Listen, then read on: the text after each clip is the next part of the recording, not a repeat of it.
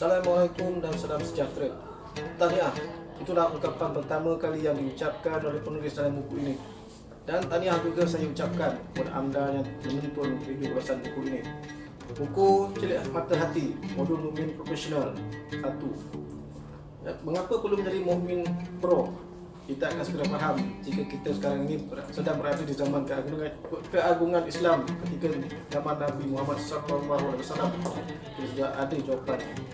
Tapi kini setelah lebih 1000 tahun, 1400 tahun berlalu, kita berkemungkinan besar memerlukan buku seumpama ini untuk dibaca dan menghayati akan maksud yang nak disampaikan.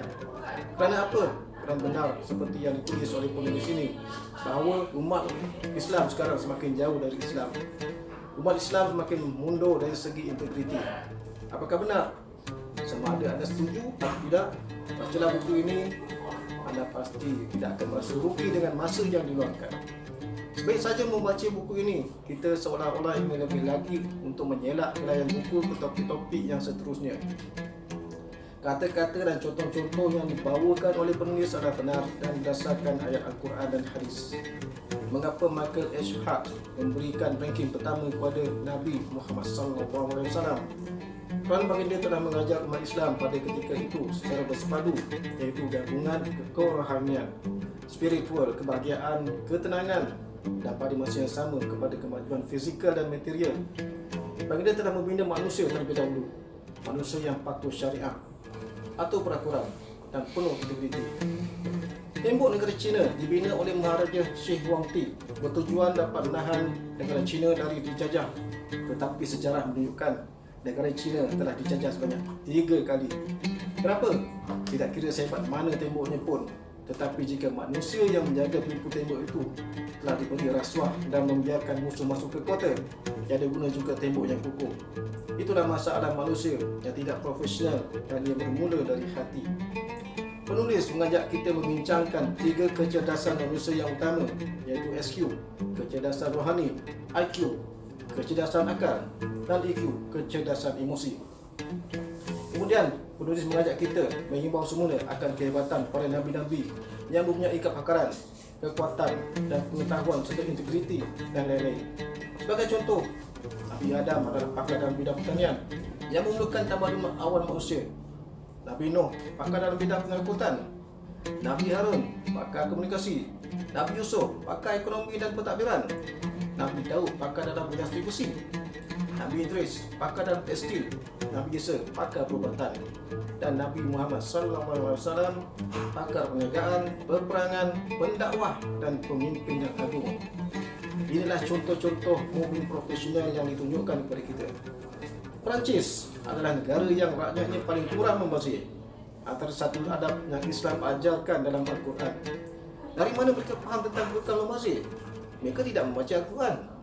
Dasar mereka juga pernah mencontohi atau telah disampaikan atau mendapatinya dari kitab yang telah dibawa oleh para nabi dan rasul pada ketika awal permulaan zaman kaum mereka.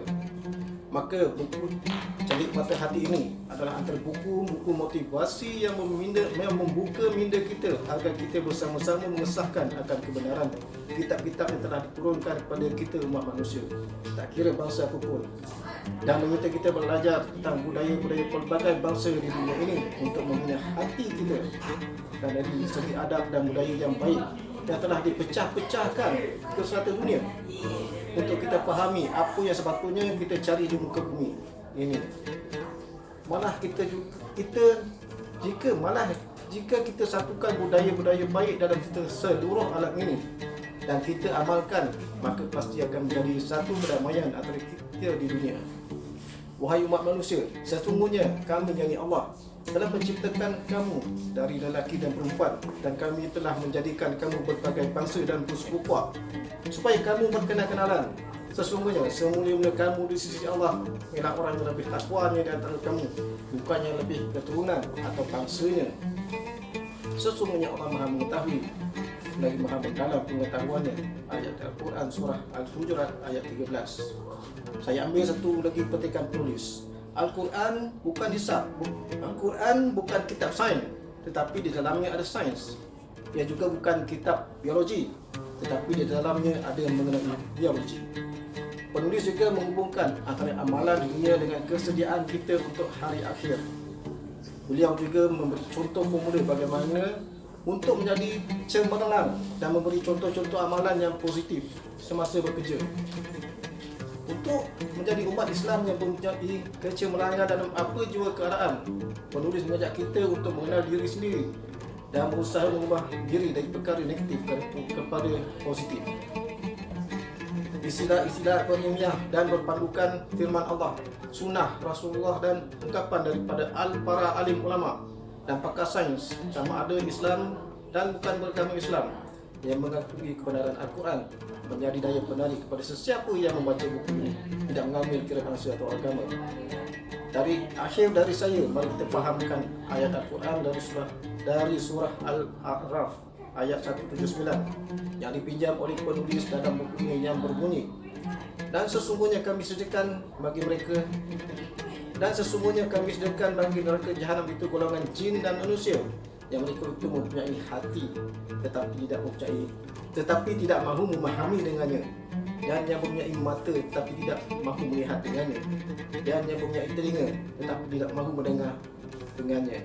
Mereka itu para binatang ternak, bahkan mereka lebih sesat lagi. Mereka itulah orang-orang yang lalai.